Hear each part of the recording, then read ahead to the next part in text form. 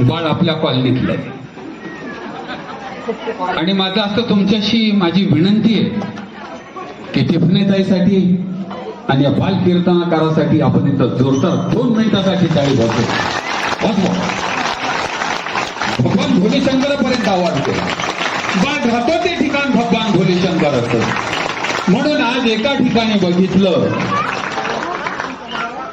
खरं सांगतो तुम्हाला, एका ठिकाणी जर असं बघितलं तर आजीने या बाळाला घडवलं. बाळाची कीर्तनाची सुरुवात आणि आजोबा सेवा निवृत्त झाले. मला असं वाटतं महाराज हा योग आहे, दुग्ध शर्का योग आहे. आणि आपल्या कॉलनीचं या छत्रपती संभाजीनगराचं नाव महाराज तुम्हाला विचारतील, लोक पत्रिकेवर टाकतील छत्रपती संभाजीनगर. काकडे महाराज येतील. काकडे महाराज, मला तुमच्याशी प्रार्थना करायची, तुम्हाला विनंती करायची की महाराज आपण या बालकाचं निश्चित पुढच्या वर्षी आपल्या सप्ताहामध्ये आपण नियोजन करा. एक अक्षर बाळाकडनं चुकलं नाही. आजीनी घडवलं तेव्हा सांगितलं मी 2.5-3 वर्षाचा होतो तेव्हा लांब कृष्ण हरी म्हटलं. मात्र आज मुखातनं बाळाच्या लांबच म्हणलं पाहिजे तेव्हा राम मुखात येतो राम. अवगत मॅडममुळे ताईमुळे झाला. अशा या बाळाला संस्कार ताईने दिले. महाराज परत एकदा तुमच्या चरणी रतन महाराज आपल्या बायजीपुऱ्यात आपल्या विठ्ठल मंदिरात या बालकाचं या बाळाचं गोड कीर्तन एक अक्षर चुकलं नाही.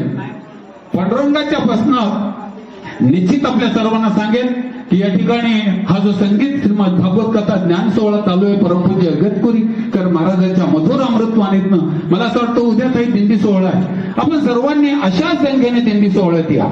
उद्याचं असं तिथं असं सुंदर असं महाराजांच्या अमृतवाणीतनं कथा श्रवण चालू आहे, ती पण श्रवण करा. उद्याचं कीर्तन हरिभक्तपरायण परमपूज्य टिफणेताईंचं आहे. त्याही कीर्तनाला आपण असं सर्वांनी यावं. या बालकाला निश्चित आजच भगवान पंढरीचा पांडुरंग निश्चित आशीर्वाद आहे असंच आपण समजूया. आणि तो आहेच आई वडिलाचा. मला भरून आलं होतं की आईने बाळाचा गोडगोड पापा घ्यावा. निश्चित ती या ठिकाणी मुक्ताबाईच्या जनाबाईच्या स्वरूपात आली. आपल्या बाळाचा तिने गोड पापा घ्यावा. सगळ्या कुटुंबाने त्याला हार अर्पण करावा. त्याचं दर्शन या बालकाचं त्यांनी दर्शन नाही केलं. तो साक्षात जगद्गुरु तुकाराम आहे. तो साक्षात माऊली आहे. तो साक्षात संत एकनाथ महाराज आहे. चोखोबा काका, मुक्ताबाई, जनाबाई ही सगळीच अवतार या बाळामध्ये. आणि आता हा बाळ एकदा टाळी वाजवून स्वागत करा. मी थांबतो की निश्चित या फंदस नगरचं नाव महाराष्ट्रभर निश्चित नाही तिथे पुराव्याला काकडे महाराज. कुठे तो चुकला नाही. कुठे आजीचं थोडस सुद्धा मार्गदर्शन घेतलं नाही. सुंदरपैकी महाराज असंच आपण कीर्तन करा. या फंदस नगरचं नाव तुम्ही महाराष्ट्रात न्याल हीच पांडुरंगाने प्रार्थना करतो. थांबतो आणि उद्याच्या कार्यक्रमाला सर्वांनी उपस्थित राहावं. हॅलो, मी तर पहिले सर्वप्रथम आभार मानायचे. एका मुलाला, लहान मुलाला शिकवलं आणि तो डायमंड आहे. फक्त त्याला पहिलं जर पाडायचं असेल तर प्रत्येक एकादशीला आपल्या महादेवाच्या मंदिरामध्ये अशी सेवा घ्या तुम्ही. आम्ही सर्व टाळकरी तुम्हाला सहकार्य करू.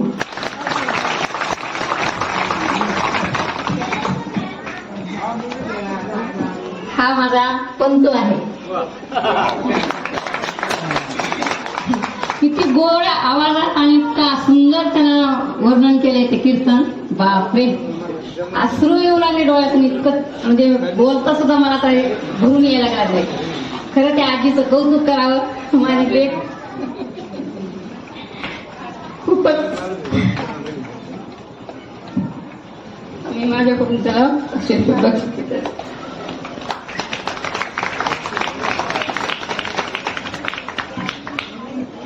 खास कीर्तन ऐकण्यासाठी मावशी आणि दुसरी मावशी देखील आणि माझी बहीण परवीन खास कीर्तन ऐकण्यासाठी आलेले आहेत.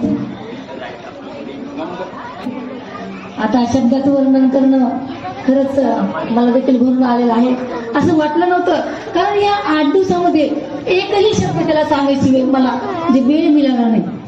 सुंदर असं या ठिकाणी त्याने आपल्याला आपल्यासमोर या ठिकाणी चिंतन मांडलेलंच आहे. सर्वांचा आशीर्वाद असावा. या ठिकाणी मला असं वाटतं त्याच्या पप्पाने काहीतरी 2 शब्द बोलावे किंवा मम्मीने काहीतरी 2 शब्द बोलावे. माझं नाव सोमनाथ देवकाते आहे आणि महाराज माझे यांचं तर मी किती कौतुक करेल ते कमी आहे. आणि खूप काही सुंदर म्हणजे आज आम्ही आईबाबा पण त्याला एवढं नव्हतं देऊ शकत तेवढं आजीने दिलेलं आहे. तर मी त्यांचे खरंच मनापासून धन्यवाद करतो आणि असाच त्यांचा आशीर्वाद माझ्या लेकरांवर आणि माझ्यावर राहू द्या.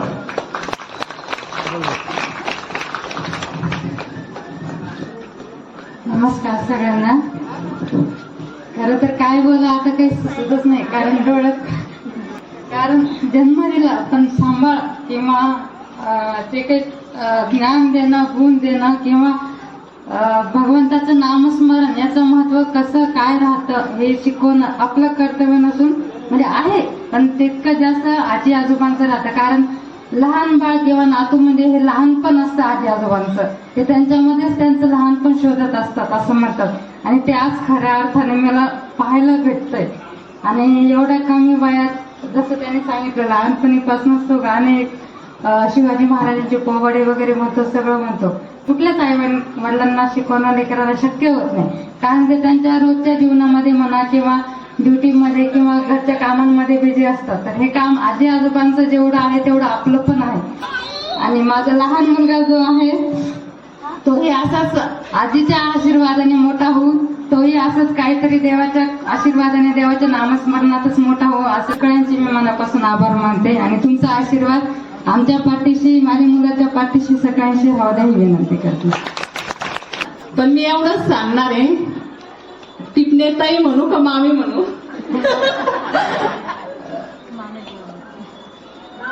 मामींना मी एवढंच सांगते, तुमचे आम्ही खूप खूप आभार मानतोय की तुम्ही शिवांश महाराजांना एवढं चांगलं ज्ञान दिलंय, ते कोणी सुद्धा करू शकत नव्हतं.